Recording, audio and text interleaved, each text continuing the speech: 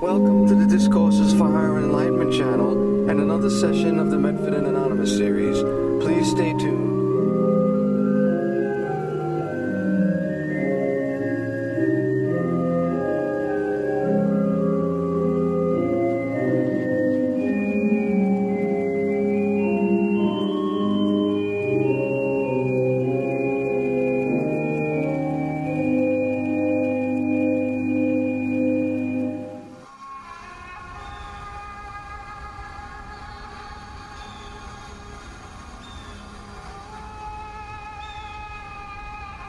Okay, well, we're going to give a call to Anonymous to see if he can give us some insights on the significance and relevance of the resurrection of Jesus Christ.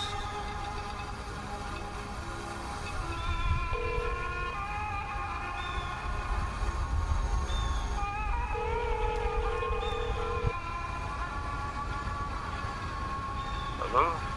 Anonymous. Yeah, how did you know? You don't tell anybody. Yes, young man, I've been paying attention to your YouTube Enlightenment series. I'd just like to say I find them very authentic and honest, and I appreciate those symbols that come along too, those eagles and the encounter with a turtle, symbol for longevity upon this turtle island, the Indians would say, and do say. The snake, symbol for wisdom and knowledge and regeneration, shed a whole skin. Yes, very interesting. So, yes, hence you found me. And what did you like to say to me, Bedford? Well, I just wanted to see if you had any insights on the meaning of the resurrection. A lot of people take it lightly, but I think it has great significance to ourselves and to the world at large. Like, indeed, if it be true, and I do believe, it certainly gives hope for the continuation of attempts to carry on and discover who we really are. So in that sense, it certainly gives hope to the folks who suffer, lose loved ones, and wonder, are they there? And so it's interesting. I find the whole story from Christmas to Easter to Pentecost, it's interesting how the most attention gets placed upon the birth of this young man, Son of God as we all are, but who obviously was very awakened. It gets the most attention. Even though we celebrate Christmas still, he was already born 2,000 years ago. So he's already grown. He's already gone through his crucifixion and resurrection. The part that gets the least amount of attention is the Pentecost, or the Holy Spirit coming upon us, and we waking up to our cosmic consciousness of Christ consciousness. It's interesting, if you look at society and the attention of the media, they put the least amount of attention on the part of the story that will allow for the light or the enlightenment to continue. And obviously it's a time in the world where we certainly can use much more of that. So as far as to say about Easter, yes, today with Good Friday, yeah, I mean, when you look at history, for those who, whether they're religious or not out there, or spiritual, or whatever faith they're following, and all faiths are good that allow us to become more compassionate, thoughtful, and thought and deed to others. I would say it's something where we're being called, we're being called upon to partake also. I mean, we are entering the age of Aquarius, which is an age of not just believing, it's an age of actually knowing, experiencing. So in this sense, it's a continual story, and it's one that, it's a motion picture, it's not a snapshot, it's just like our lives, it's a motion picture. So, yeah, when you look at history, I dare anybody to look at any figure, any king or emperor or, queen or, politician or scientist or writer, label the leader. You'll be hard-pressed to find, taking away the religious element, even just looking at this person's life, you'll be hard-pressed to find a more selfless example in world history. And that, I think, says a lot about how one is allowed to be used to discover one's authentic self and use it in a way to alleviate the suffering out here. In the sense of selfishness seems to be the static or the disconnect, and selflessness is what allows for the river to flow through us, for those energies, through the chakra system, as some would term it. So, whatever connotation people put in religious terms or whatever terms, just look at the man as a man, if you will, at that level for those who, they may not have grown up with some belief, or they grew up with belief, but their examples and their recipe of religion was just that. It was talked about. The food was talked about. They were never really given much to eat. So they walked away, they ran away. And we see the example of what people are taking to alleviate the pains that we feel. Like Blue would say, the first noble truth is life is suffering. And indeed, we see it all around us. We feel it ourselves. So, although he also pointed the way out. So, all I would say again is look to the people out there, whoever you study, look to the people who are experiencing these higher realities, these bridges between the conscious, so-called subconscious, that wilderness that Dante was lost in, to the bridge to get to the superconscious mind. So indeed, it's like going to sleep tonight. We're sleeping, but yet we're watching our dreams. So what part of us is still awake? And how do we get to that? Isn't that the goal of it all? Whatever, again, connotations and words people put on these things that, whatever they are, whether they're spiritual, religious, or psychological, or just plain, language words. No words completely say what we're totally talking about. But they are indicators towards experiences one can have to know, again, to know in this age of Aquarius, what is truth? Who are we? Why are we here? Where do we come from? So indeed, the message of, Easter is a message of, in essence, it's like why this man came and exemplified it, the truths that he lived. To say that there is no death. We come from an eternal, being. In science, they say energy can't be destroyed. The only difference people of that caliber would say is, it's true. There's an energy, there's a spirit, but it has a consciousness. It's not just haphazard. There's an intelligence to this, manifestations. And who else would you trust? Look at the folks out here trying to pull us this way and that way. The man wanted nothing from anybody. He didn't want the power. He certainly could have had the nation or a city. He didn't want any woman or man. He didn't want these abundance of money that would have been offered him. And isn't that what most of these people we see out here now, or most of us strive for? To ultimately end up realizing, even those who get it, especially those who get those things in what to say, in moral ways, look at their faces. Do they end up saying, like, Peggy Lee, is that all there is? They may not say it verbally because of the ego, or the negative use of the ego, but you can see it in their eyes, you can see it in their forced smiles. Something is missing. Well, that's a good point. It's like, I think every man sort of comes to that place. Is this all there is? Is there something else? Even if you attain the greatest riches, it seems like he came in and said there is something else. That was the purpose of his coming. There is something else, and there are ways of getting in touch with it. And they aren't just being like a parrot, like most of these preachers and teachers.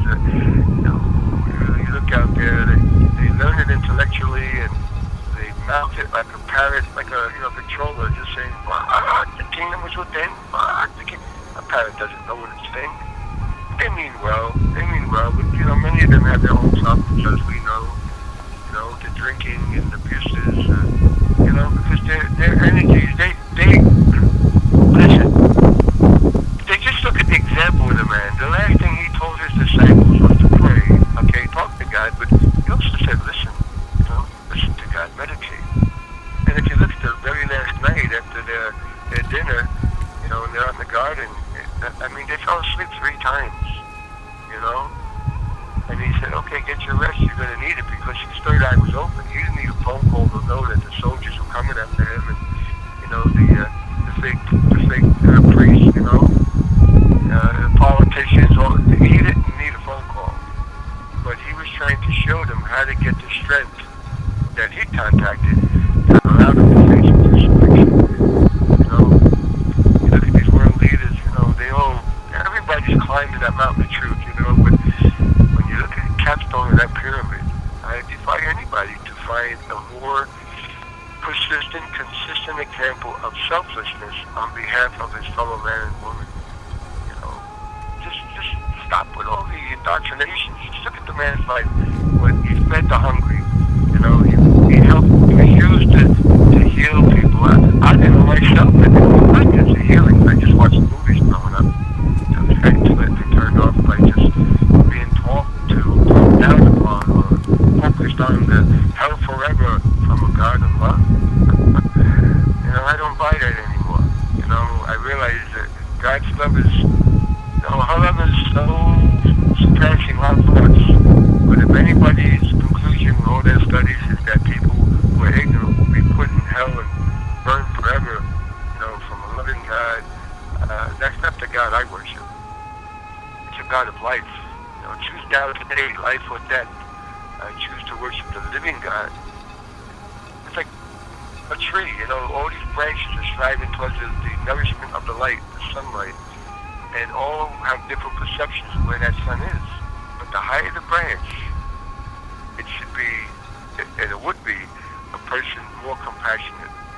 Because once they were a low branch too, and they didn't see as much as they see now, it's like, one of my favorite, I got to say, one of my favorite Bible teachers, if not favorite one, is a man named Edgar Casey. And if anybody out there lacks faith or uninspired or hurt by the neglect that, we've all been put through, check this man out.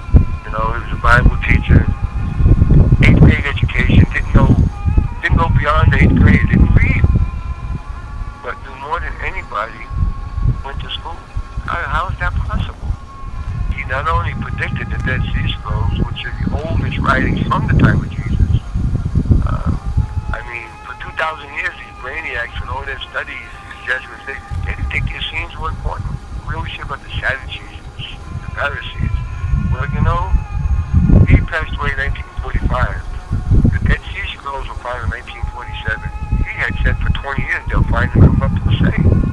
It took the brainiacs 55 years to admit some of what it says. And, they admitted Mary, Joseph, and John the Baptist belonged to this group up the Mount Carmel. They weren't in the mainstream church. Somehow, mainstream churches with all the business, accounting the money, and just speaking for the head for the most part. Most of them, never say all, because they're mystics in the church, and just as there are, mystics in every religion. It's only a few who really put it into practice.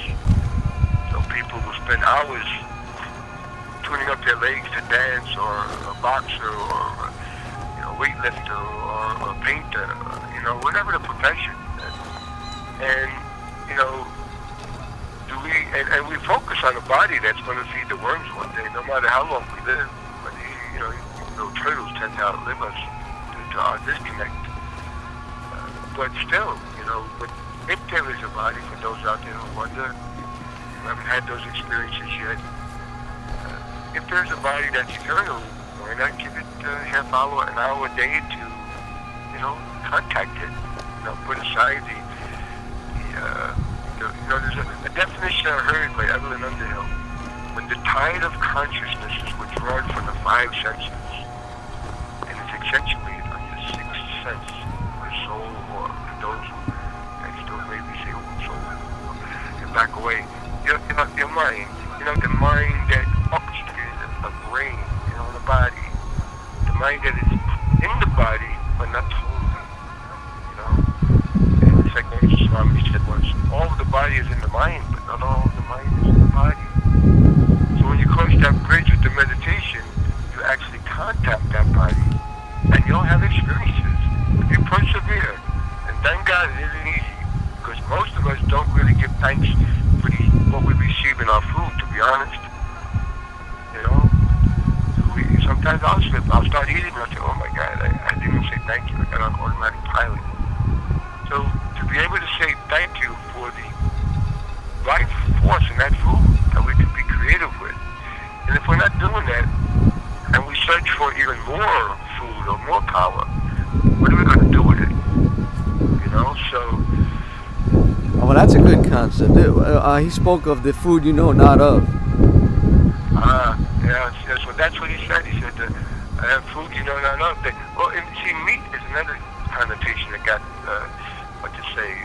spoiled or misinterpreted. In Genesis, when it said that the seed-bearing tree be as your meat, which is a vegetarian diet before the fall, which is an emphasis that most churches and temples, they need to focus on.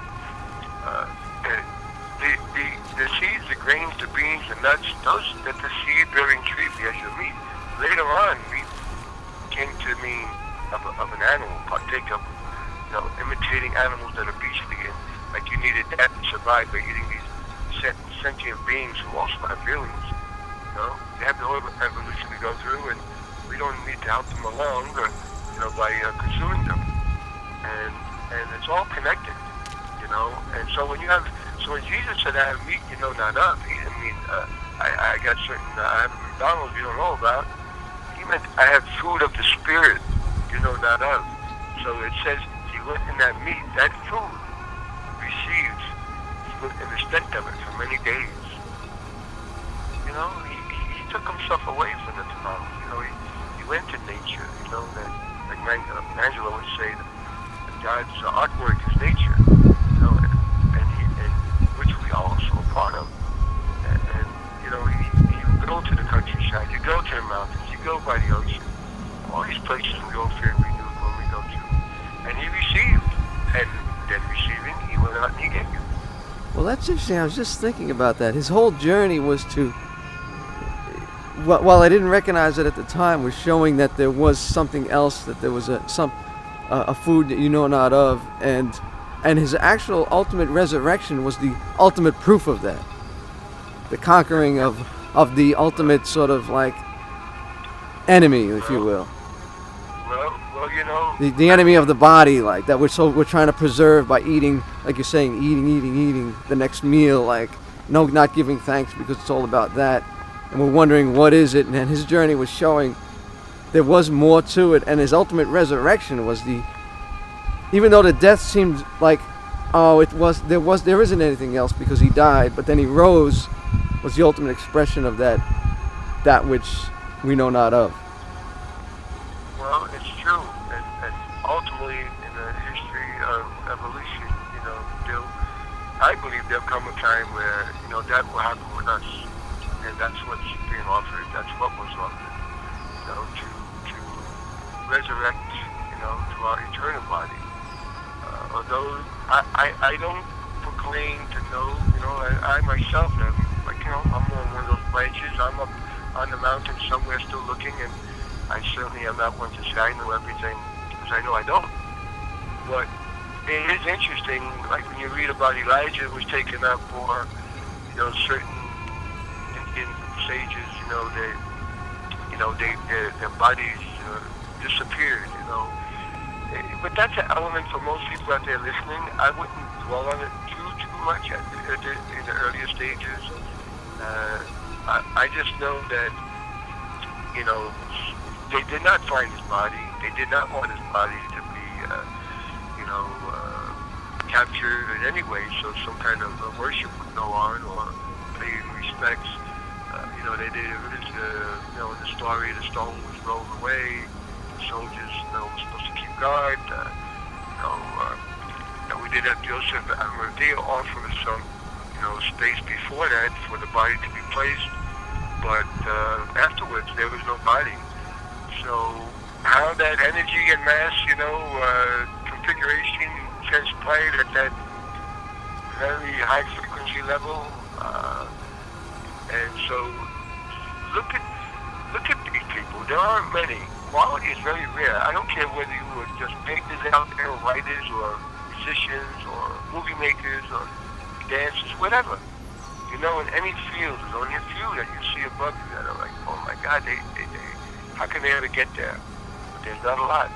And it's the same thing. And I can't even separate anymore saying dance is not spiritual. It is. Painting is not spiritual. It is. Anything that's creative that you can look upon and upbeat your spirit from the spirit is spiritual. That divide and conquer mentality of this is an artist, this is a priest, this is a rabbi, those days are over. It's a spiritual democracy. And if even anybody who reads the literature of the old days, who did God usually use? Those who are humble in spirit. David, he was a sheep herder. Abraham was making tents. What I've observed is most people get a lot of knowledge, they get very pumped up. And they confuse knowledge with wisdom. Now, I was going to say that I think a lot of, even when you read the scriptures, it's just head knowledge, and it's sort of like not something that becomes real until you have the experience. It's like Peter, until he had the Holy Spirit enlightenment. He was mostly from the head, like. Exactly, and that's why he tried to remind them, tune in. It's like you can go to the same well, you can go to the same river, the same food, abundance of that food, beyond the galaxies, it's coming through. That creative intelligence, that spirit is coming through. It doesn't stop out there when it reaches the door of your body temple. It does, but it doesn't force itself on us. Unlike a dictator mentality, God does not force herself on us. We have the most precious gift we got, our will. We have to utilize it. But most of us have been conditioned, the broken families, the sicknesses, the financial. Everybody I know is struggling, And so, who's even got the strength to still carry and overcome that conditioning? I look around, it's not a lot, so, but the book does say, be still and know, meditate on the word, listen, it's a practice, do the deep breathing. Even medically, they know the deeper your breath, your brain waves actually change, and you go to that place where it goes from the logical, rational brain, and of course it goes to that place where the 600 muscles are not all tied up in knots, they relax. You breathe from that solar system, solar plexus, and the doors starts to open. And then you guide it with your ideal. You have to have an ideal. And for those, I would say, who are believers and attempting these processes, these techniques, I would always start with a prayer of, of thanks and protection. I would always ask that.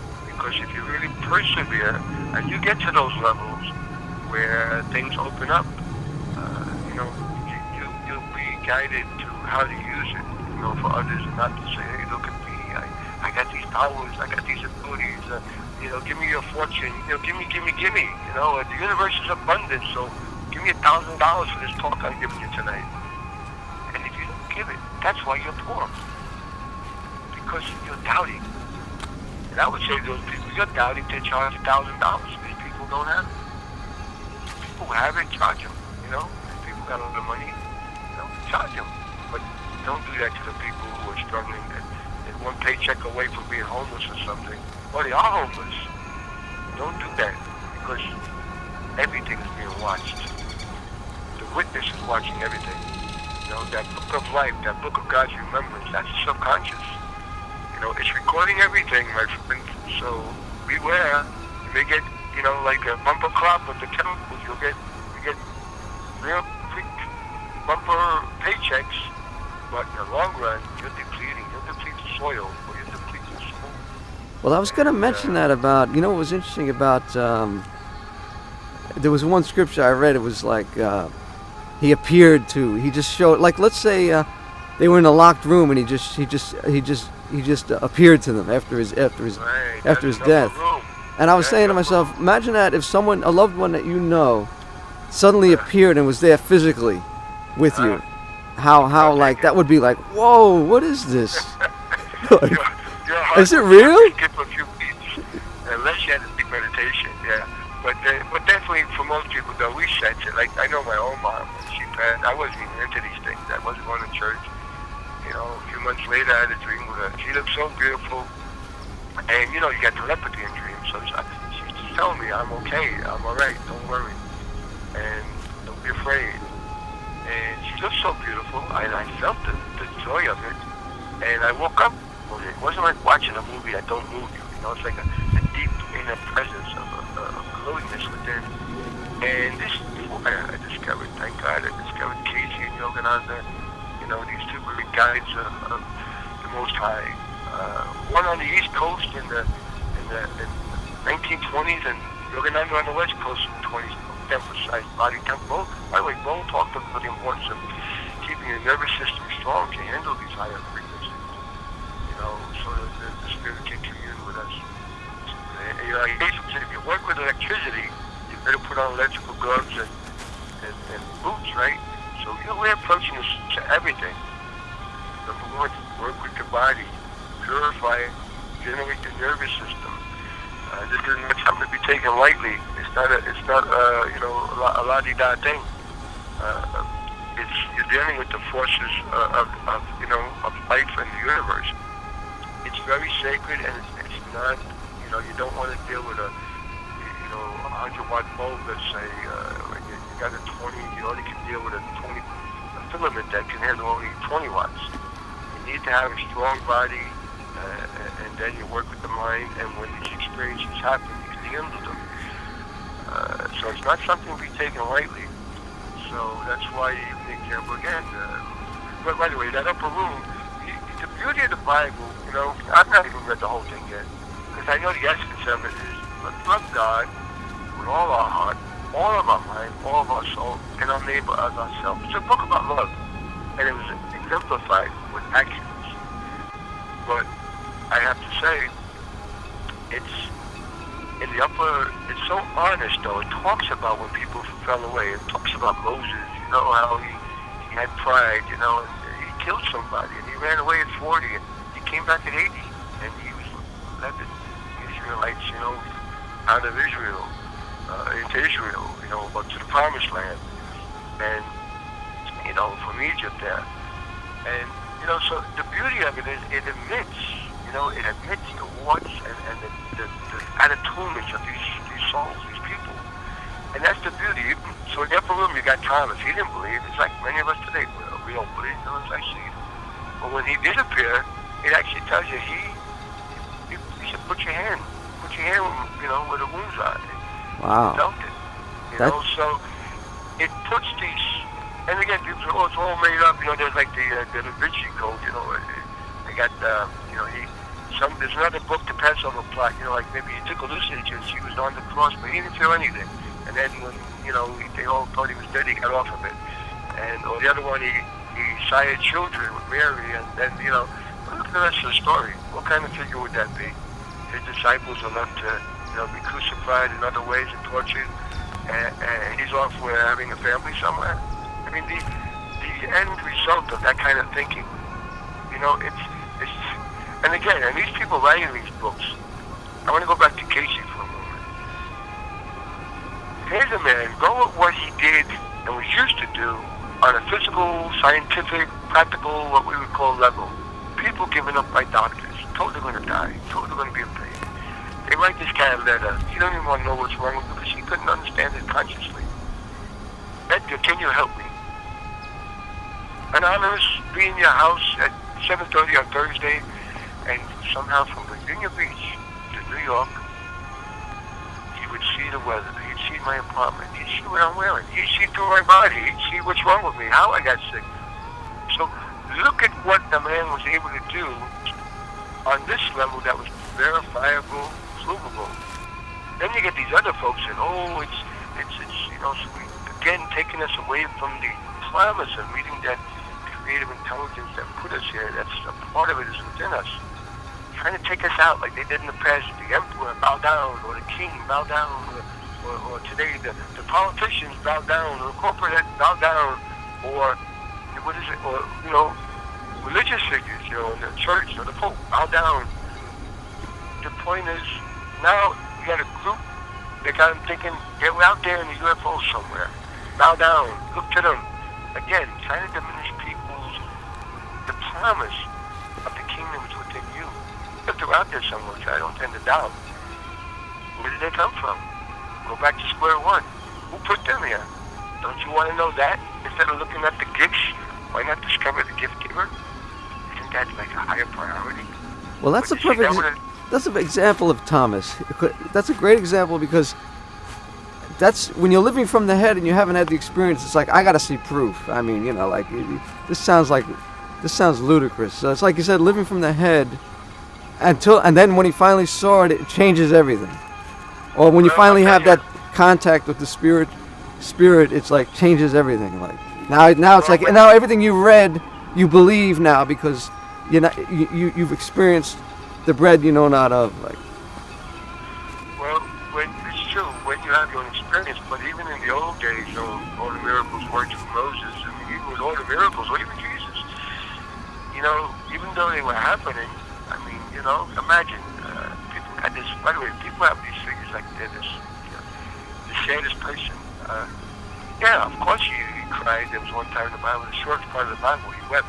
People weren't listening. He knew what was coming. He knew the destructions that were coming. So, but how could you, if you could help somebody with a cold, you feel good. You could help somebody with a piece of bread, a kind word, a smile, you feel good. Imagine somebody got cancer or heart disease or epilepsy, and you're used to heal them, or blind, or deaf. You think you're walking around sad? He was one of the most joyful, if not the most joyful person. He was in touch with the eternal joy of existence. That didn't mean he was so far looked that he didn't feel. Because that's the thing about opening up. You open up to the beauty of the epiphanies of the Spirit's unlimited ecstasy. But you also open up and you're sensitive to the pain of what people are going through, what they will go through. You don't have to wait to see them commit suicide or go over a cliff. You see it in process, and you feel it. But you're given a strength. It's like the ocean. There's a wave of excitement. You meet somebody, you got a relationship, you got a good job, you made another painting, but behind it, you make a movie. Behind it, there's that lull, that depression. So you read about these people. They feel, empty after that. They feel depressed a little bit. But the other part of it is when you get in touch with the depths of the ocean, with the pieces, with the meditation, you can handle the ups and downs. You may see somebody who's indeed going to pass away, before they actually do. You may, but you got the strength to deal with it because the essence of it all, the big picture, is that truly there is no death, but we're also partly human, and we do miss people. We don't see them. We don't hear their voice. We can't hug them with our physicality, and our spirit. But we also, the spirit is expressed through the physicality also. But the deeper truth is that, they're still alive. They're even more aware. They're fasting, and everybody's fasting. You get very attenuated. Your mind, your energy. They're fasting from the body. So they're more aware of you now than they were when they even had a body. So, yeah, when you do your meditations, say your prayers, and you're most tuned up like a magnifying glass. Say your prayers for them. Say hello. You keep seeking that radiant light like the sun, not the moon, reflected light. And to the people down here, send your love to them. It's no less than a radio you turn on. You know, those waves are traveling, and they're effective. And it's a practice. You know, it's a practice. But I want to say about those geese again. You know, think about the geese. You know, they mate for life. You know that? No. Yeah. Animals, right? Animals. You know, they actually they'll mate for life unless man interrupts it. Or, you know, maybe they're flying at somebody to get a sense of power. You know, they'll take their gun out, shoot them out of the sky, and think, you know, I'm a man. You know, and then they lost their mate. You know, but they otherwise left alone, they'll be faithful. You know, this is an animal that we use a term animal. You know, there are different, you know, consciousnesses even in the animals, because they go into their own evolution too. You know, and I'll give you an example. I have a cat, Oliver. Oliver never had a cat, but we got him now like 5 years. He never did this before or since. One night, about 2 years ago, I tried to go to sleep at 2 in the morning. 3 in the morning. And he just came over to me and he's pushing his paw into my left cheek, and I'm like, Oliver, I can't sleep. And he's pushing it. He's not tapping. He's pushing my other cheek. He didn't want me to go to sleep. Why? Well, before you know it, the fire trucks come. The ladder went to the top of the building, and there was a fire, electrical fire, in an apartment across from me, the floor below and the floor below the walls. Never did that before or since. Wow. Tell me there's not a little bit of God in this creature. We weren't here to be put here to be eaten by us.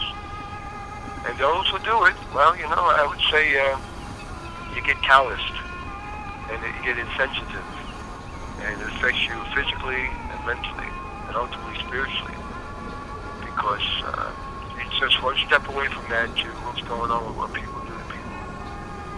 And if you don't see that connection, I can only say you have a disconnect.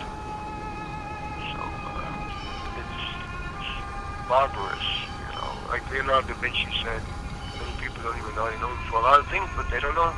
You know, his main art was art as it is. Our main art is the art of living. It's not playing a guitar or any other art. Those arts are important, but it's not the main art. Because too many people have those other arts down very well, and they still commit suicide. So, what happened? You know, you see these people, celebrities, and we'll keep saying all this money, all this fame, all beautiful looking. Why are they on these substances? Why are they trying to numb the pain they feel? Even people like Whitney, you know, reading the Bible. Did they show her how to meditate? There's a question. Yeah, the singing is great, the camaraderie, helping people. The Spirit comes upon us. You know, there is grace. The Spirit will come upon a killer. You know, did it with Saul, you know, Paul, you know, but there's grace, but then there's work we have to do. And I like to say, the truth permeates physical, emotional, mental. Anybody who knows on a level of exercise, it hurts in the beginning. Man, does it hurt? It hurts. But if you're thinking it's going to always be like that, you're not going to want to do it. It doesn't stay that way. You get stronger. You get like walking up a mountain. Your legs hurt, your legs hurt. Then they get a strength and you can walk up. Well, that's the difficult thing. Is like if you're in that place of wondering, there's got to be something more, and that's why I'm doing drugs, because I don't find it, and it's sort of like until you have that enlightenment experience, if you will, it's like a difficult place to be there, and it's like you said, a lot of living from the brain. Look what it's done, like it's the meat industry and the commodification of everything, and no matter how many books you read, or how much the Bible you read, or how much church you go to, or how many drugs you do, you're still going to be sort of still lost. Well, indeed. Look at what the Bible's been used for. Any religious book, you know, it's been used to enslave people. It's been used to burn women because maybe they had only bread, or they had actually ESP experiences. You know, they forget the part of the story where Jesus told Peter, put away the sword. Then they come along with their intellect and all their scholastic knowledge, and they think they know better than him. And then they go from a sword to the arsenal. And then the money is how we trust. And really, what you say and what you do is two different things. Doesn't it seem that way? We got more weapons than most of the world put together. And yet they get these speeches, well, build up the army. Yeah, build it up. Why don't you just put people out in the streets? Shut the schools down. Forget about, helping people with their health care. Forget about putting people where they can go to school for free. You certainly got the money to put them in jail. It seems to be that we've been saying that the life and death and resurrection of Christ is really about showing that there is something else, basically. Yes, and I would say, it's a resurrection of us too. So that's the part of the story that gets the least amount of attention. But I say to tune into this, it's inviting us. And I want to say something about the Christ.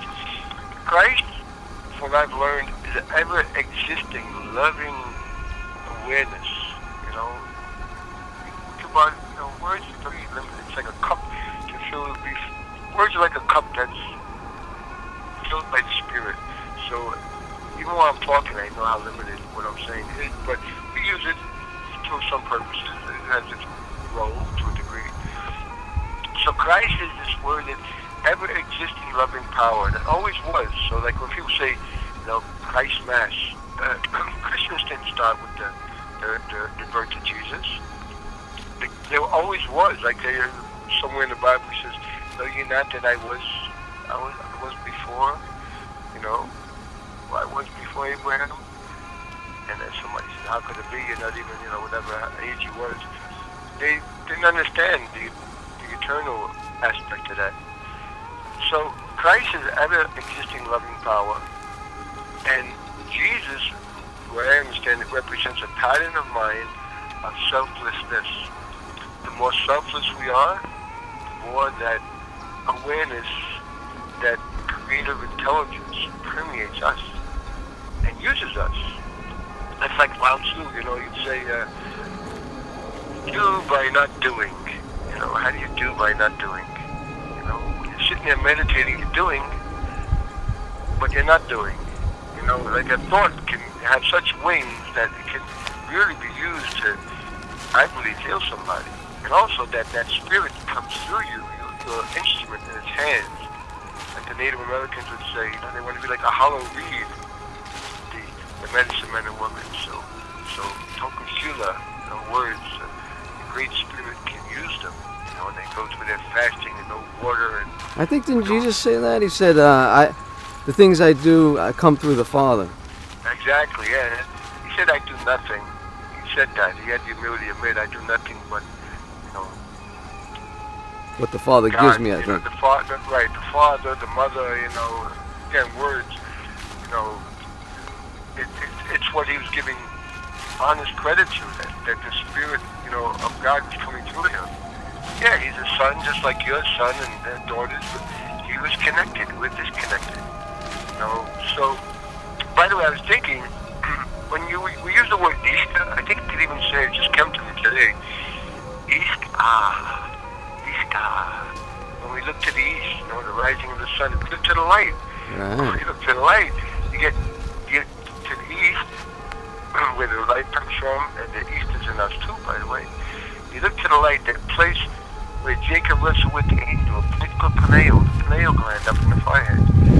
And what happens is you get to that place of, you can't, it even goes beyond, of course, that sound, but you feel, you feel such holiness. You can't help but say, And is that what you meant about, it's ultimately also about the resurrection of ourselves? It's the resurrection of, that's right, it's the resurrection of us consciously, subconsciously, superconsciously. The Lord our God is one, unified. And in that sense, we're risen from our disconnectedness. So when you look around at people doing bad, when we do bad, it's like we're at a tomb, it's like, you're face, you don't want to come over there and berate them. So when we see the people putting out war and bombing women and children, we know they're doing evil. Despite what they're claiming they're doing God's will, that these are the same people who would be back in the old days doing what the things we know now are totally off the mark, missing the mark. They were sinning. And what do we put out? What are we going to reap? That's why even like Washington on his deathbed said, I'm afraid there's a just God.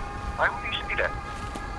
Well, maybe because one side of your mouth you're preaching freedom from the English, the other side you want to enslave people.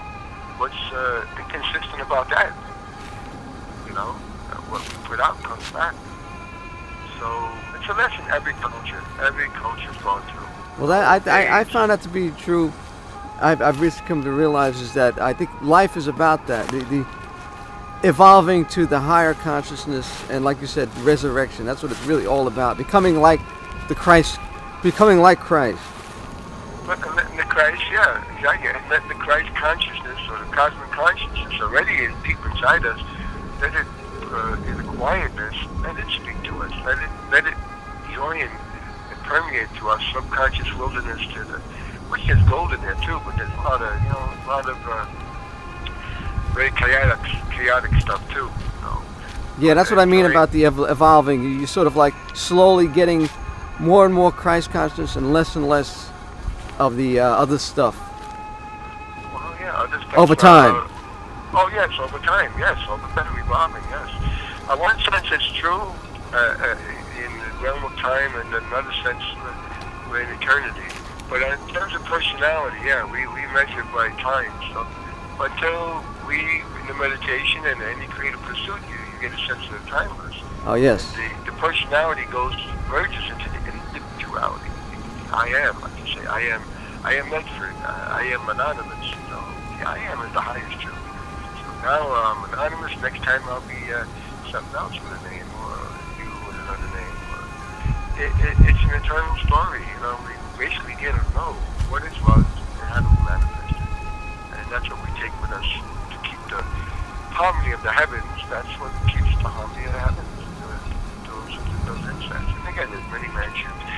I would like to say something about images and words. That Michelangelo painting, he shows you, Adam reaching up, God's hand coming down. Of course, God's not a whole man, but we use images.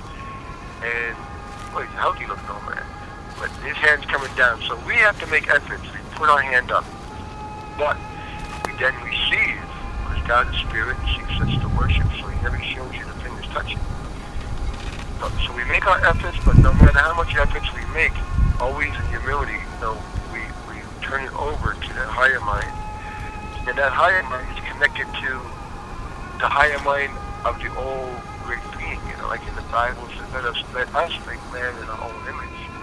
Because it's like connecting all the dots of the stars, like that's the body in a way, some of the body, is the visible body in the way of God, the galaxy, but behind it even is the invisible body. So we can only see so far with the senses, with the greatest telescopes, and even when you use a microscope, the matter becomes an energy, and then they got these energies below the energies, the quarks, and some atomic particles, and ultimately, it gets into the invisible. And now, the invisible, which all comes from, all the visible comes from, and there's an awareness of all these visible things. There's an intelligence manifesting through the plants, through the animals, through the galaxy. So, is it so hard to comprehend that, if there's an intelligence, being? What's the disconnect? Wow, now that I'm thinking about that whole Christ journey and crucifixion, it has almost everything in it. It almost shows the mirror of our unconsciousness and our cruelty, and it also makes us realize that there is something else, that there is something higher, and that ultimately it's even greater than death itself. There's a resurrection of the self. So this is like, it's very sort of simplistic and yet, or realistic, and yet it's almost has everything in that story that can tell us the transformation process. Yeah, by example, not just theoretical high and I can tell I got nothing to do with the regular books. It was blurred out to the ancient mysteries from Greece and Egypt, and whatever, Atlantis, and the ancient mystery. It was brought out and shared with the regular folks. It wasn't kept for the elite, just for the few, not for the rest. We are better than the rest. Whoa, No. that reminds me of a scripture that says, kings and princes wish they understood what you see.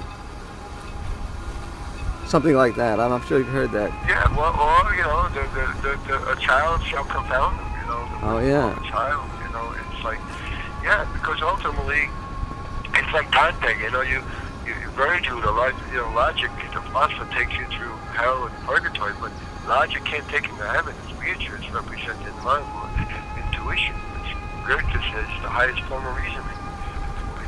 His story, Faust, the man making a deal with the devil to know everything, all knowledge, but he still wanted to kill himself. Love saves him. So it's the same story of the two halves of the brain, and we can't know it all logically. It's good to use the brain. Nobody's saying don't, but beware of getting entangled in it. That it thinks it's going to count all those stars in space, and until it does, it won't be happy, or it's going to see everything under a microscope that it can see. This is the thing, we use these words, we don't know what it's, these scientists, they're good ones, but they can't make an apple seed. With all their knowledge, all their factories, laboratories, they cannot make an apple seed. They can take the apple seed and play with it, but they cannot make a seed.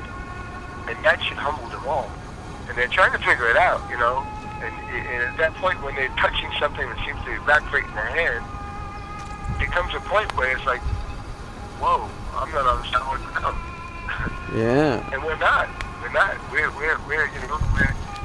We're in space, spaceship Earth, as Buckminster Fuller would say, did say. So in conclusion, it's, and by the way, it's not just these great experiences, it's every step along the way, when you come out of that meditation, because there's three things to summarize. Body's a temple, keep it going. 2, we get tuned up, we meditate, then we say our prayers, then we get up and we go do something. We get up, we say hello to a neighbor, we help them when they gotta move something, or the cat's out in the backyard, it's hungry, give it some food. It's not great deeds. It's these little things that seem to be little that are just as important as what we say way up there in the mountain. It's all connected, and it's like Casey would say, we don't go to heaven, we grow to heaven. So, the small things are important, that seem small, hugging somebody, writing somebody a letter, calling somebody up, giving somebody a book, giving them a piece of music. By the way, speaking of music, that's Peter Gabriel. Sorry, Peter.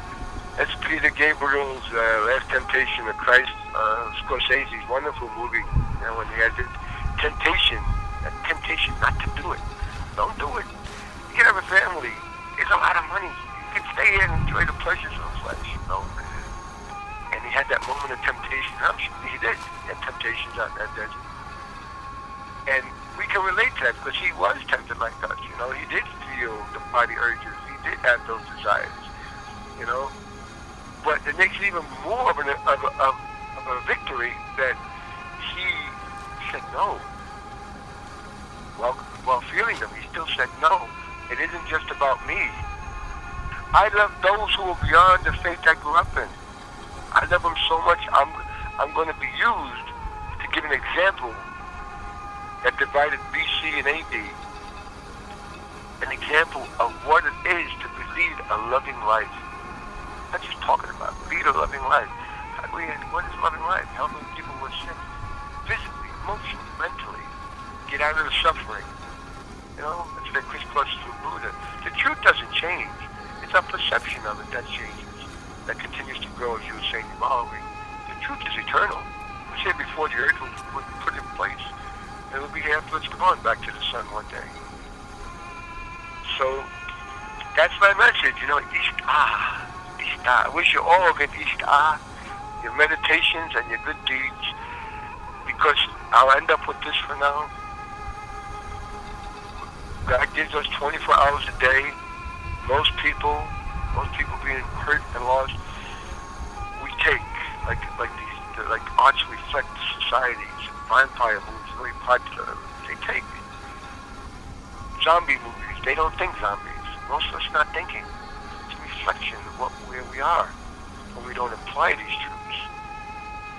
So basically, I would just say that gives us, always uplifts us. Like when my mom passed, I went to nature. I know you're out there now, Medford. And it feeds us. And then when they said, duh, I'm a part of nature. Because everything in nature is in us. Water, gas, liquid, solids. 3/4 of the earth is water, 3/4 of us.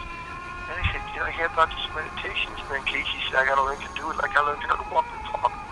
It's a struggle. And thank God it should take a little time because you get access to such a loving power. What are you going to do with it? So the impulsive folks are discouraged. They don't have the fruits of the spirit. They don't, with their will, they choose not to be patient, to surrender. They got to do it. So they go away. And so that always uplifts nature, and when you meditate, you always uplift it. Now that always uplifts and never puts us down, no matter what. Never puts us down. It's always saying, come on, forgive yourself, forgive others. Keep coming up, you missed the mark, you sin. You're not going out forever, you just add a tune up your guitar, tune up your body. And if that always uplifts, and it does, out of 24 hours, how much can I get to that compared to the TV, to computers, the books, my work, other people, how much can I give them at least in 1 hour? And that's a simple psychology test. Will save you a lot of money. If you can't, I feel sad for you. But if you realize that sadness can end and people are giving you a loving reminder, use your will, struggle with it like that, wait in the beginning, and stay into meditation. It won't stay a struggle. You're going to get a moment where you're going to say, you're going to feel what's underneath your conditioned self. You're going to be nourished by it, and that will encourage you to keep doing it. So that's my message from out here in Anonymous Land. All right, thank you. Thank you, Anonymous. That was wonderful. You're welcome, Medford, and we'll do it again someday. So yes. I wish you a good Easter, and enjoy your day. It's a gift.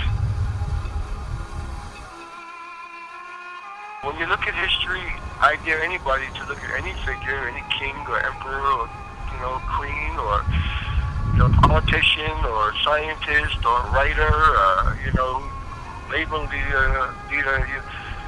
You'll be hard pressed to find, taking away the religious element, even just in that person's life.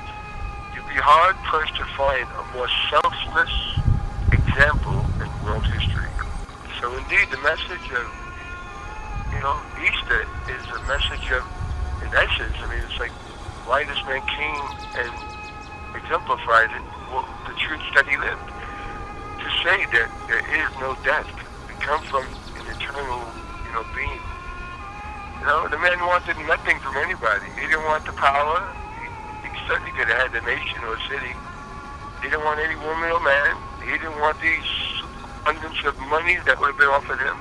And isn't that what most of these people we see out here now, most of us strive for? But it makes it even more of a victory that he said no. While feeling them, he still said no. It isn't just about me. I love those who are beyond the faith I grew up in. I love them so much, I'm going to be used to give an example that divided BC and AD.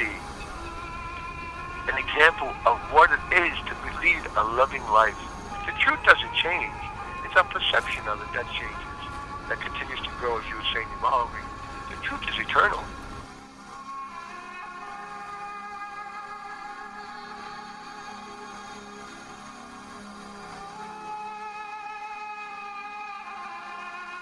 This concludes this discourse.